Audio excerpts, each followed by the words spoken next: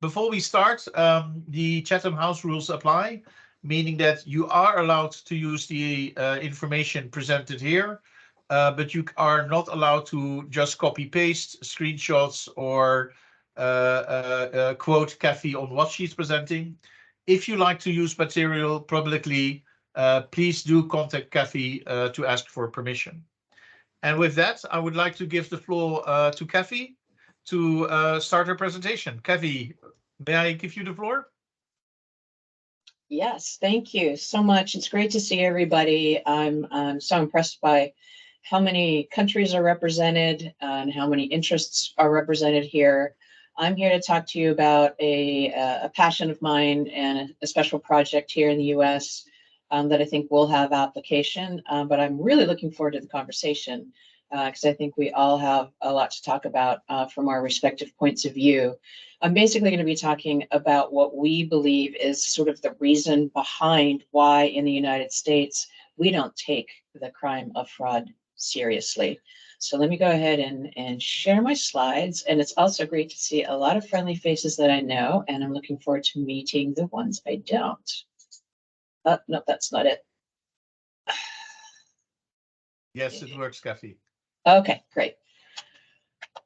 So I want to talk a little bit first about AARP and about this program that I run called the Fraud Watch Network, and then talk a little bit about this journey we took into doing sort of a deep dive into this tendency we in the United States have of blaming fraud victims for the crime they experienced. I'm going to talk about what we learned in that research, what we see as a path forward, and then I'd like to open it up to discussion. So for those of you who don't know about AARP, it is a large organization. It's one of the larger nonprofits in the United States. It's basically a social mission organization with two ends to it. So AARP Incorporated is the social mission work. That's where we do a lot of outreach and education to consumers who, really all consumers, but our focus is on those who are age 50 and over. And it's about, living their best lives and health and wealth and self. And we do our advocacy work here, and that's where our social mission work of the Fraud Watch Network sits. We also have a for-profit, AARP Services. They're the ones that go out and get really great benefits for the 38 million or so people that call themselves members of AARP. And then we have the charitable arm, AARP Foundation. So the Fraud Watch Network has been around for quite some time, but in various iterations. Currently, its iteration is a national social mission project with a lot of tentacles in the states across the U.S. We have 53 state offices, and most of those offices have their own version of a Fraud Watch Network. And really, it's all about education. It's about getting in front of our core audience, 50 and over, but it applies to everybody, as you all know, to help them, especially older adults, understand the significant risk their finances face from fraud targeting them here in the United States.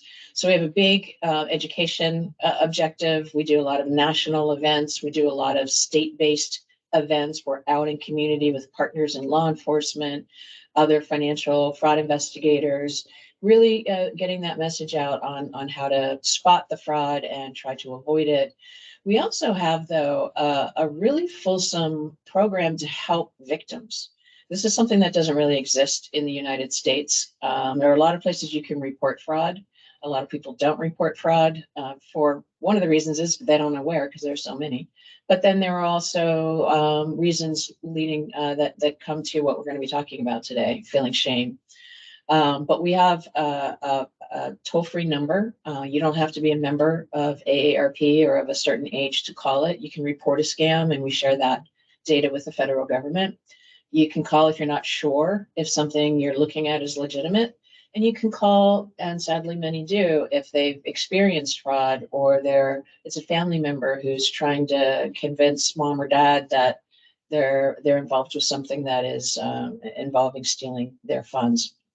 And a couple of years ago, we piloted an online victim support program to help people begin to heal from the emotional impact of fraud. And you can learn about that at aarp.org/fraud support. And for those of you who deal directly with victims, particularly in the US, please let them know about both of these, the website as well, because it's just a lot of great information and it's there for everybody.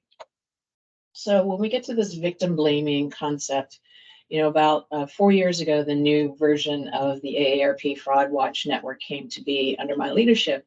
And we were, as a team, we're talking, we kind of divide ourselves, the team between the education and outreach and sort of the public policy, thought leadership stuff, and then the victim support stuff that we do. And our victim support people talk to tens of thousands of people every year. I think just last year, incoming calls to our fraud helpline were around 90,000. And 201, when people call, they use language that makes it sound like they think it's their fault that they experienced the crime. I got duped. I fell for it. I can't believe I got scammed. My kids are going to think I can't take care of myself anymore. And we hear it from the families that call in as well. And of course, we hear it sort of writ large, at least in the US. And so we wanted to kind of dig into that, why, if that's happening, let's confirm that it is. If it's happening, why? And can we find examples of, in the US, where we've had this scenario of needing to change a narrative on something for societal good? And could that lead us down a path toward that? So that was sort of the basics of where we went. And before I get into the actual paper, I want to talk a little bit about what we knew going in. So in the US, violent and property crimes, we react the way you would react to somebody that you're concerned about, right? Oh, that poor family, I can't believe that happened to them. And maybe I'll take them over some cookies or a lasagna, see what I can do for them. We care, we empathize, we don't want them to be hurt, and we want to help. But then when it's a financial crime, and by this I'm talking about scams, right? You got duped by that? That's the oldest trick in the book. Or, you'd have to be an idiot to believe that. Or my favorite, how much money did you give them? And then we hear the scam victims themselves beating themselves up. Like, I can't believe I fell for this. How could I be so stupid? We don't hear that when someone is robbed or when their car is stolen, right? And then we look at the headlines. The way in the United States we talk about fraud and experiences of fraud, we tend to focus on somebody doing something wrong, right? A Vermont woman was duped. A 72-year-old Texas woman was scammed. Or this headline, I feel so stupid, senior scammed out of half, through government impersonation. Okay, so mostly when we see these headlines, we're not talking about the criminal. We're not talking about the crime. We're talking about somebody who got taken, somebody who let their guard down or wasn't tech savvy enough or was, having a senior moment or whatever it was. And they got scammed, they got duped. It's not the crime or the criminal in that article, let alone in the headline. And for a moment, let me just dive into what we know to be the case from research AARP has been a part of for 20, 30 years now, about why scammers are so successful. And each scammer has a playbook. They've traded among themselves since time immemorial. And what each playbook begins with is this: get that target into some heightened emotional state, whether it's fear, panic, excitement, I just won $1 million in a new car, or, the beginning of a love relationship. Back in the day, we have a researcher here who's recently retired and is coming back to be a speaker for us. He did thousands of interviews and listened to tapes of these convicted criminals talking about what they did. And to a one, they were saying that heightened emotional state. A lot of them called it getting the target under the ether. Because when we're there, physiologically, it puts us in a part of our brain where it's the fight or flight response. And when we're there, it's super hard to sort of back out of that and access that logical thinking that would say, no, wait a minute. Did I even, buy that lottery ticket? You don't go there because by physiology, you're stuck in this part of your fight or flight brain. Criminals know that. And so they use these tactics, these psychological tactics, to get the target up there so that they can pretty much make them believe anything they want to believe. Add to that this illusion of invulnerability, invincibility, I call it. That sense we all have of ourselves, like, oh, I'd never fall for that. That happens to other people. Or, it only happens to people who are old, they're adult, they don't know what's going on anymore. And, the favorite, they should have known better. All of this comes together to allow for, at least here in the United States, billions and billions of dollars lost every year with little chance of restitution. We have a study through a friend organization, the FINRA Investor Education Foundation, a couple of years ago that found that nearly 2 out of 3 victims report experiencing at least one significant health or emotional impact. And sadly, and much anecdotally, but sadly, thousands every year die by suicide. So we wanted to research into this. We took our partner, the FINRA Investor Education Foundation. We use a trusted consultant, Heart and Mind Strategies, to do the deep dive on this. We did a literature review. We did a scan of media and entertainment offerings. We looked on social media to see how people talked about this. And we did a review of various cases where narrative change has actually occurred in the United States. We did deep sessions with experts. We did qualitative interviews and a quantitative survey. And what it produced is a very thick and long paper that you probably don't want to read, but there's a good article that represents it. And if you want to go into the weeds, you can pull the article. We can share that. But basically what we learned is there are 3 primary drivers of blame.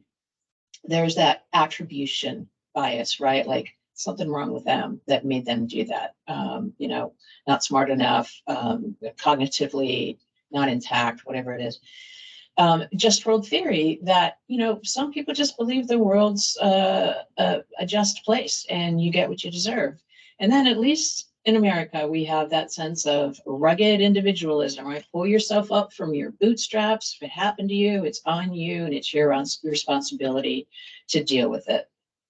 And we also learned that there are dimensions of blaming. It's not just between the victim and the victim's family member, for example. It is there, and it is with that victim in themselves saying they fell for it. They can't believe they got duped or whatever, blaming themselves. At the institutional level, very sadly, we hear way too often that someone will get the nerve to call local law enforcement to say that they've lost money to a fraud. And and a lot of dispatchers know that this is a crime and they'll try to help them or at least explain what they can or can't do. Just 2 weeks ago, my colleague who runs victim support had a woman who had lost, it was in the hundreds of thousands of dollars to a fraud. And that police officer who picked up the phone that day said to her, "You don't deserve our help." So this is the kind of thing that we're working with here. And at the societal level, we have all these streaming shows, Tinder Swindler and everything that sort of tends to sometimes make the hero, make the criminal a hero because they're so suave and sophisticated. Quite often when they do look at the victim, probably 80% of the time, if not more, it's someone who's older, who is perceived as vulnerable or somehow feeble. So it's happening at every level. But the really interesting thing that we found doing this paper was, we blame, we use those words, but guess what? We don't really mean it. It's really less about feeling that way, and it's more that we're just so used to using the language that we use and the practices that come from it. So we know here it's rooted in cultural values. It's driven by issues that we can address, but how do we address those issues? And so we submit there is a path forward, and it's about flipping that narrative. That's where it starts. What if instead of saying, you got duped, can't believe you fell for that, you say, it's not your fault. Fraud's a crime. Really sorry that this happened to you and you've had to endure this. We ran across a paper that was discussed in the Atlantic magazine here that was back from 2016, but I loved this finding. It was talking about victims in general of crime. But when the perpetrator is the subject of the sentence, participants' rating of victim blame and victim responsibility went down significantly. So that tells us that if we see a change in how we're talking about this publicly, that headline, the article being about the perpetrator and not so much about the victim, that could have real impact. So we're seeking change. We're talking to journalists. I'm getting in as many journalism conferences as I can, and we're doing satellite media tours on specific research we may put out, but I'm always also focusing on this. Instead of saying that older woman was scammed of $35,000, why not focus on the fraud criminal that stole that woman's life savings? Or, grandma duped in lottery scam. How about organized crime is the only winner in the lottery scam? I submit that people would still want to read those articles and maybe even be more interested in finding out the human side of that story. Reframe with our words. Instead of using words and phrases that imply blame, inspire that shame that people feel, automatically, instead of saying you got scammed. How could you fall for that? Using those words like duped, swindled, tricked. Instead of that, why don't we say it's not your fault? Why don't we say scammers are good at what they do? What you've experienced is a crime. Show empathy. Above anything, we need to show empathy. And it may empower that victim to want to do something about it. And words are just the beginning. And I hope this doesn't sound like it's just a matter of semantics, because it really isn't. But we need really to choose our words with intention. We need to do a whole lot more here in the United States, at any rate, on supporting victims. We do very little of that right now. We really need to broaden those portrayals beyond the elderly person who, got duped or fell for it. It's got to be showing what's really happening out there. In the United States, we know, at least based on reports, that younger people experience fraud more often than older people, by a long shot, if you look at the reports. However, when that older adult is the victim, they lose so much more money, which stands to reason. Here in the United States, you've got your own savings, you've got perhaps a pension from your job, you've got Social Security, you may have housing wealth. And so when that older victim experiences this, they lose so much more. But they are not the only target, and we need to be talking about how it affects younger people, and then humanize through storytelling. For any of you who are podcast listeners, ILET's podcast is really good at this and sort of focusing on the human side of fraud. Scam Rangers, AARP has its own. It's called The Perfect Scam, where we spend about 40 minutes or so every Friday in season talking about a scam, a fraud experience from the perspective of the impact on that person, on that family. And it's really served us well to try to help people understand that this is not a victimless crime. These people are impacted in ways that are unimaginable. And then go after the criminals. In the United States, we spend very little time and energy on scams, on financial crimes targeting consumers. We have a Department of Justice elder strike force. We have assistant U.S. attorneys across the country that are focused on this. We have financial crimes investigators all over the country. We have an FBI that could be focusing on this the way they focus on organized crime, but we're really not meaningfully doing that. And we have to come up with a way, and I think there are ways, to disrupt this fraud business model on the ground. And if we do that enough, and if we put those people on the ground in jail enough and give them sentences that doesn't make it easier for them to get out and do the same thing that afternoon or the next day, then maybe the criminals will move on to something else. So we believe there are these potential real world outcomes. More people will report. They won't hide in shame and worry that their kids are going to think that they can't take care of themselves anymore. Maybe they'll even get angry and they'll want to do something about it. We see family relationships being at least strained, if not destroyed, on a regular basis. The adult children cannot understand when their mom or dad is engaged in a scam where the parent believes that they've won $1 million, and it's just a matter of sending that right amount of money for that particular tax or that particular fee. And the older or the kids are like, I can't believe she won't listen to me. But we're not looking at the intent of mom. What is she trying to do there? Maybe she doesn't have assets and she needs money to make sure that she's not a burden on her kids. And maybe for the first time in her life, she sees an opportunity to pass on generational wealth. These are the things we need families to be thinking of. The intent, not that, something's wrong with mom and dad.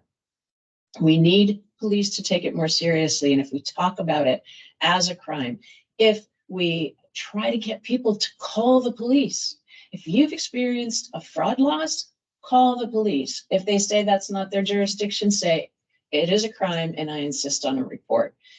My feeling on that here in the US anyway, is that you're going to want a police report, even if they're not going to do anything about it until we get them to do something about it down the road, is to have that piece of paper that says this happened to you, because who knows, at the state level, at the federal level, 3 or 5 or more years from now, maybe there's a means of restitution for you and you'd need that police report to prove it.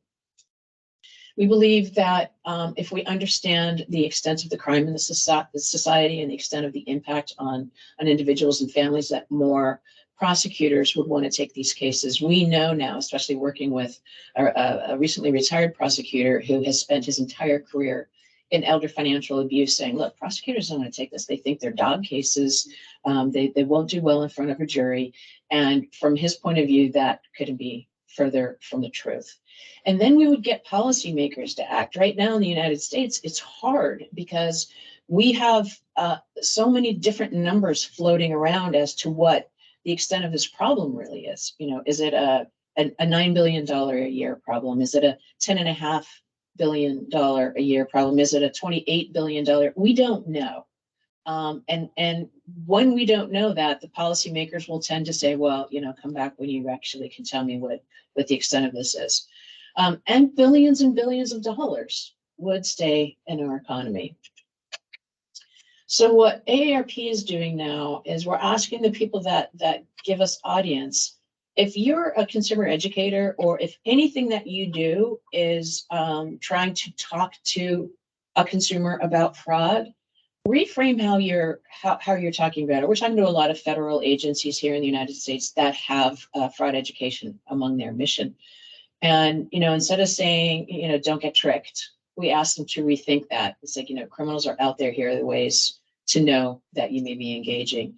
Even just to say people get scammed, and it seems fine in our ears. We're really essentially saying the person got duped, that person fell for it, instead of focusing on the criminal.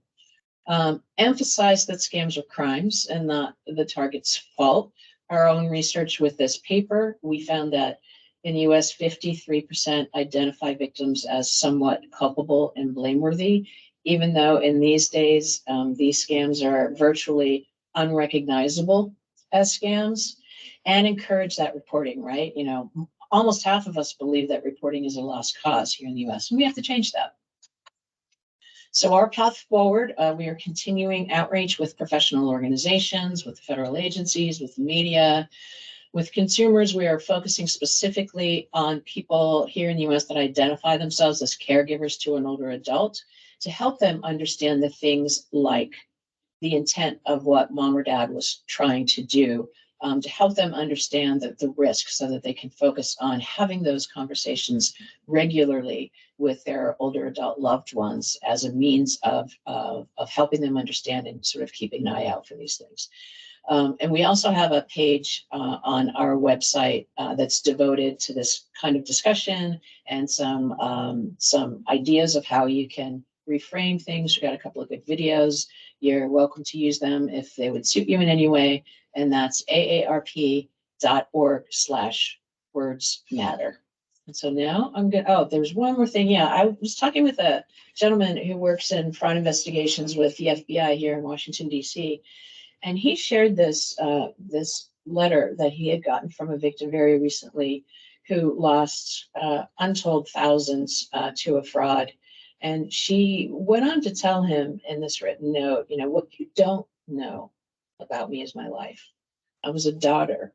I was a wife, I was a mother. And then she goes on to talk about her childhood and how she achieved and did really well. And then she says, my husband and I, we were the power couple. We were respected in our companies. This was my life. Now I see disappointment in my children's eyes. They see me as the person who gave away our family money. I seriously contemplated suicide during this mess. I was devastated. Please remember, I am a person who failed her children, and that is what hurts me the most. We have to find our way to have victims never think this about themselves, that they failed their children. This is a crime, and we need to treat it as such. And now I'm going to see if I can get back to the meeting to stop sharing. There we go. And open it up to discussion. Thank you very much, Kathy. Yeah, very powerful presentation and also emotional. I want to open the floor for questions. Please raise your hand or use the chat if you have a question to Kathy. Maybe Kathy, you're doing a lot, and AARP is a big organization. But I wondered, how big is your team? Small but mighty. Well, so the good thing is AARP itself is a large organization. We have about 2,300 employees, and they're all across the country. Many of them sit here in the building I'm in Washington, D.C. And a lot of people work in the fraud space in some way. So my personal team is 3 full-time staff, a contractor, and a year-round intern. But then on the victim support side, we have another 5 or 6 staff, and then probably 200 trained volunteers that work on the helpline and work in the victim support program. And we have thousands of volunteers across the country that work with our state offices to go out and do education. We also have 2 really big publications here in the United States, the AARP Bulletin and AARP the magazine. And we meet with people like the editors and the writers there, and the people in our own information security department, and our government affairs people in our state offices every other week. And we're talking about how we can row in the same direction on this. So it's a small team, but it's very matrix, and we can have a lot of impact. And in the last several years, I think we've been building toward that. It's an impressive amount of work you're doing. I see you have a first question. Would you mind unmuting yourself and ask the question?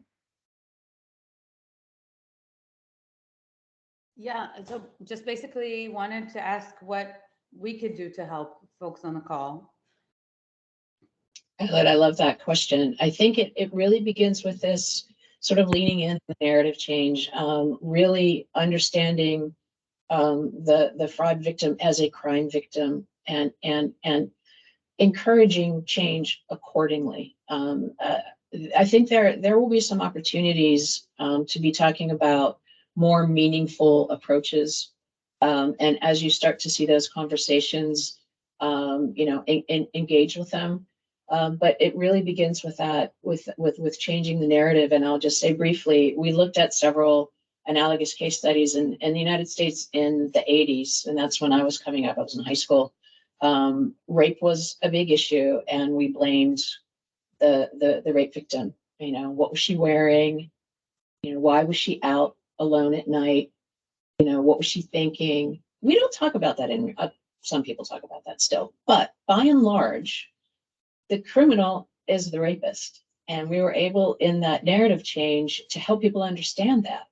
And there's the same goes with understanding suicide and bringing more resources to stop that from happening, and mental health. There are a range of things, and we believe that building on those successes, we can do the same thing here.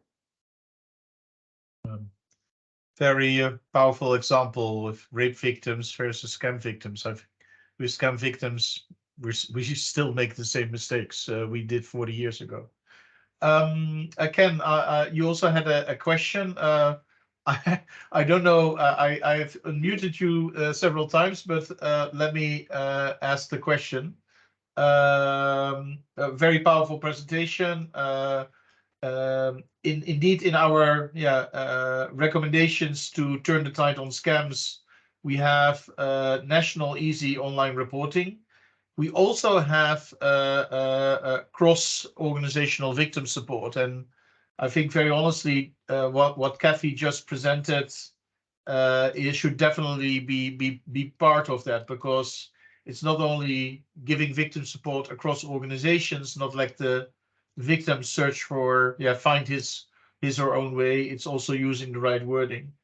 And then Kathy, towards you, using your words when the consumer is under the ether and the bank detects an anonymous transaction. How do you get the consumer to understand the fraud?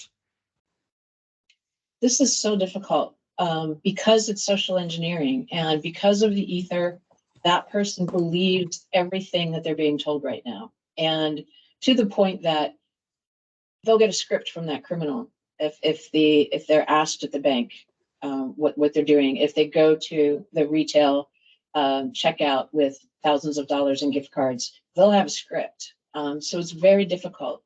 So I've been talking with some people that are actually compliance officers in financial institutions, because this has become their issue.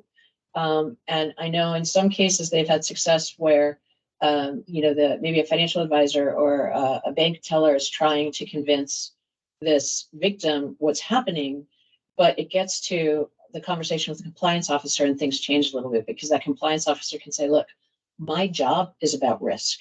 My job is risk to the business and risk to you. And what I am seeing is fraud. And, that conversation sometimes is able to shake them, but not always. So one of the things we have to do in the education space is figure out how can we communicate to individuals that there are basically 3 things that if they happen, that's your sign that that's the red flag. It's a communication out of the blue that puts you into a heightened emotional state, fear, excitement, panic, and there's an urgent matter. Those 3 things, it doesn't matter what the scam is, those 3 things are what we need to know as consumers as okay, this is a scam, disengage. And I know that's the direction I'm taking our education into. But I think, we still need to know about the specific scams and the red flags of those. FINRA determined that if you know about a specific scam, you're 80% less likely to engage with it. So that matters. That matters a lot. But right now we're in this crisis mode. We got to get those 3 out of the blue, urgent, panic, and that's what we need people to know. Thank you, Kathy. And thank you, Ken, for the question. Ayelet, you also raised your hand. Yeah, I wanted to, oh, good, I'm not muting. I wanted to chime in and also maybe add a thought here of something that I heard from someone who works at a financial institution. She talks about bringing people back from the scam. That's her way to untangle the ether or take them out of that situation. And the way she did it, and I think it some of it overlaps with what you said, Kathy, is kind of telling them, this is harsh reality. This is a scam. Here are the signs, etc. But one thing that she did that I thought was really interesting was asking questions. We see something that's weird here. Tell me a little bit about what happened, and really getting them to share and to even maybe, there are a lot of red flags that we all just push down and ignore. And I'm sure they also had red flags, or many people do have red flags, and kind of solve them in their minds while engaging and asking those questions and and shining the light on the red flags while they give the answers. That's also a methodology to help them bring themselves back from the scam with some guidance and coaching. So that's another approach. And I also want to say there's this team at Santander Bank that's called Break the Spell Team. They also help customers come back from a scam. I'm trying to talk to them, but there are some articles and there's news out there where they participated in media covered stories to talk about how they are able to help people come back from a scam. That's really great. And it occurred to me listening to that particular episode of your podcast, and also listening to some other people, that it's almost like, we need social workers at financial institutions, Exactly. know how to talk, The person oh, sorry, go ahead. So it's not typically in the purview of a financial advisor, of a banker, to deal with really difficult challenges like this. They need to, and maybe there's a new path for clinical social workers. I don't know. The person on the podcast is who talked to Tiffany Paulson from a credit union. She has a background in psychology, and I think that's exactly why she was able to take that path. But I think that at least training fraud and support team members on those topics and the psychological aspects is going to definitely help increase the ability to successfully bring people back from a scam. And not in a judgmental way, right? Not like, this is a scam, you're falling for a scam. It's using like, empathy, right? Like, oh my God, I just saw this with one of my other clients. I'm so sorry. Let's talk through this. This is what I was seeing there. Tell me what you're seeing, to engage them in that way. I see two more questions. Darlene, you first, and then after Darlene, Ken. Darlene, please go ahead. Okay, hi, I'm Darlene with Scam Prevention International, and I'm in Canada. And I support people more of individually and do some group, but really focus on individuals. But what I find that is with people, because I am known in my community as a person who worked with children and youth who were in conflict with the law, when I'm working with people and I've done a presentation or I've posted on Facebook about scam prevention, like I like to do infographics. And actually I stopped doing them because I found that people were not coming to me when they had been scammed. I'd hear it from somebody else because they would say, oh, Darlene's going to be so mad at you because you saw her post and you didn't, and you fell for it. And so those are kinds of things that is like, I get chills thinking about it. Like I just, and they know that I'm not that person. And so it's like, how would I guess I did. I just don't know how to get out of that, because that happens a lot. And I even had that conversation happened at a funeral. So it's, like it's. Well, Darlene, if you go to aarp.org/wordsmatter, there's one or two videos that might be helpful just to post them and have conversations around them. Maybe it's not directly about these are the signs, and it's more about, let's create community around how we as a community can remain aware of this and talk about it, because the more we talk about it, the less likely that next person is to experience the fraud. We know that, but it's about talking. One of the things we're trying to do is help these adult family caregivers be mindful of talking. We have this bi-weekly fraud watchdog alert that we put out by email or text.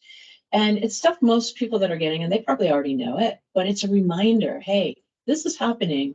I'm going home and I'm talking to my brother when I get home, or I'm going to, talk to my spouse about this. Keep that conversation going. And that helps essentially inoculate a lot of us. Thank you, Darlene, for your question. Last but certainly not least, and I'm a little bit confused which Ken is now asking. Ken, are you the one you can unmute your microphone and share what you would like to say? Oh, he just You have to unmute. Yeah. Yeah. There Go we ahead, go. Ken. So question, Kathy, if you take the scenario where the consumer is in a branch, they're going to be withdrawing cash, it's a romance scam, whatever. Do you think there's a benefit to possibly show a short video to that consumer when they're in the branch and they're under this ether and they're insisting they want to take the cash out, but somehow you have to break that, and by possibly having some short videos on different things, be it a romance scam, investment scam, do you think that might help them to see that they're experiencing the same situation, and maybe those videos are actually previous victims talking about what happened to them? I'm trying to think of how you get them out of the ether, because if you don't, the money's gone, Yeah. and that's it. There's no recovery for the most part. Yeah, I think that any tactic is worth trying, but once you're in that headspace, once you believe that your grandson is going to be sitting in jail if you don't help him right then and there, that video is not going to land. Just like, we have a victim that we work with. She's amazing. Her name's Kate Kleiner. She's on the Words Matter page, and she was a romance fraud victim. But she'll tell you, she was doing gift cards, and she told me, she's like, if I were to go to a retail establishment and some 23-year-old was going to try to tell me that what was happening was a scam, I'd say, like, move over and let me check myself out. You're just so much in that headspace. Of course, it's important to try things, and education matters, but in that moment, once you're in your amygdala, I don't know that would do anything. I guess I'm just trying to think that there has to, I mean, I know it's difficult, it's maybe even impossible, but if there's something that we can do to basically prevent the money from moving, we've obviously saved that person from the loss. Yeah, and I mean, there are in the United States, at least I know in credit unions and investment advisory services, they have rules that allow them, broker dealers, they're allowed to pause transactions. Not so sure if it's the same in banks, but every financial institution could seek a trusted contact and have that person be on the line to try to tell that person that what's happening is fraud. Maybe that would help. There are a lot of things that we have at our disposal that maybe we're afraid to use, or we're not sure we're allowed to use it. We need a lot of clarity on that. Well, I know in the UK they have a thing called the banking protocol, which actually allows the local branch to call the police, and they will come to the branch as part of the support of trying to convince the customer that this is a scam. Do you have any insights on whether that's been successful, or is that pretty new? I don't know. I tried to talk to one person in the UK last week and they weren't sure, but it strikes me as it has a value, because now you have a policeman and maybe you're introducing a form of fear, which someone else has told me, if you can inject some fear, possibly that's a way to break the ether, because now you're trying to change the dialogue and the concern, and now maybe that helps. You might tell them that this money is going to go to terrorism. There's crimes involved in this. Yeah. I'm not sure what exactly dialogue they use, but they do use that. I think there's some level of effectiveness to it. There's some level of effectiveness, but I also feel like it's double abusing the victim in a way. So scaring them into this money is going to these places, and you are part of the crime. If that can be effective. It can, and it has. And I know that even the person who shared how she, with empathy, manages to bring people back from a scam, she sometimes uses these tactics to tell them the truth. She's not making up stuff. They are participating in something that will go to bad things, right. but it's also harsh. Well, I mean, I understand that. I guess sometimes when you look at what's impossible, you have to throw a lot of ideas out, Yeah. some of which people may say that's appalling to even think of that. But the goal is to prevent the money from leaving, and therefore the person keeps their money. And what is it you need to do so that the money doesn't leave? And you've got to think of a lot of things, and maybe some of them are not good. And certainly fear, I understand, there could be outcomes of that which could be negative. But the question is, what can you do? Now, Santander has their example of where they have those people We're nearing the time. Kathy, there are a lot more ideas and suggestions in the chat, but I think it's good to bring things to a close. I really would like to thank you very much for your presentation and giving me and I think also the audience a new insight into. And I'm very honestly, I realized it with myself. I'm using the wrong wording, so I will try to change. And thank you for presenting that. I also would like to thank the audience for being here. I'm going to use the last minutes to do a little bit of advertising and trying to convince Kathy to join us. So on the 18th and 19th of October, we're going to have our Global Anti-Scam Summit in Lisbon. It's going to be hybrid, so you can register at gasa.org to join us physically or virtually. Happy to give you all free entrance if you decide to join physically. Virtually is of course free. And Kathy, I would love to have you there presenting in our victim support workshop, because we should start with your presentation, because it's not about victims. It's not treating them as blaming them. It's really blaming the scammer and not the victim. So I love to continue the conversation with you, how we can convince your manager to join us there. But Kathy, thank you very much for your presentation, and a warm applause to Kathy, and thank you all for attending. Thank you very much. And I hope to see you next time.